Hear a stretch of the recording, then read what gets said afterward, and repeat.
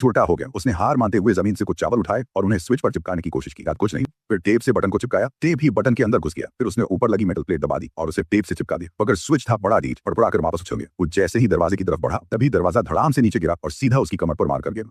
क्या ये कई दिनों के पागलपन के बाद अब वो आदमी इस जगह का आदी हो गया था। फिर एक दिन उसने ऐसे ही मस्ती मस्ती में एक बटन दबाया और क्या देखता है, ऊपर से एक रस्सी लटकती हुई है। उम्मीद की एक हल्की सी किरण जाग उठी। उसने रस्सी पकड़ी, पैर से स्विच दबाया, दरवाजा खुला और वो फौरन मारा। इस बार तो वो दरवाजे तक पहुंच गया,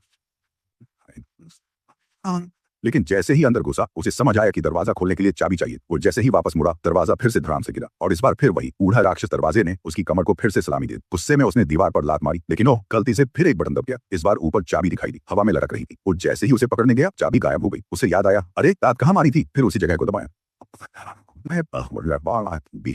काफी मुशक्कत के बाद सही बटन मिल गया। इस बार वो समझदार बन गया। बटन की पहचान के लिए उस पर सुशी का एक टुकड़ा रख दिया। अब सब तैयार। उसने फिर रस्सी पकड़ी, चाबी निकाली, पैर से स्विच दबाया और सब एक ही झटके में हो गया। लेकिन जब उसने चाबी ताले में डाली और घुमाई, दरवाजा नहीं खुला। ऊपर देखा, ओह, एक और लॉक कॉम्बिनेशन बना। अब टाइम निकल रहा था और पीछे से बूढ़ा राक्षस फिर आ रहा। हताश होकर उसने अपना हथौड़ा उठाया और फेंक दिया और अचानक वही अफ्रीकी आदमी प्रकट हो गया। दोनों एक दूसरे को घूरने लगे। तभी उस आदमी ने देखा उस अफ्रीकी बंदे के माथे पर 3 नंबर लिखे थे। शायद वही कॉम्बिनेशन था। फौरन भागा, दरवाजे पर गया, नंबर डाले और दरवाजा खुल गया। वो जीत के करीब था, लेकिन रास्ता इतना तंग था कि दरवाजे में फंस गया। ना आगे जा सके ना पीछे। वो बस हार मानने ही वाला था कि अचानक एक ठंडी हवा का झोंका आया। उसने हाथ बढ़ाया और देखा एक और दरवाजा था। अब तो वो फौरन बाहर भाग और गलियारे में जान बचाकर दौड़ पड़ा। और वीडियो यहीं समाप्त होती है।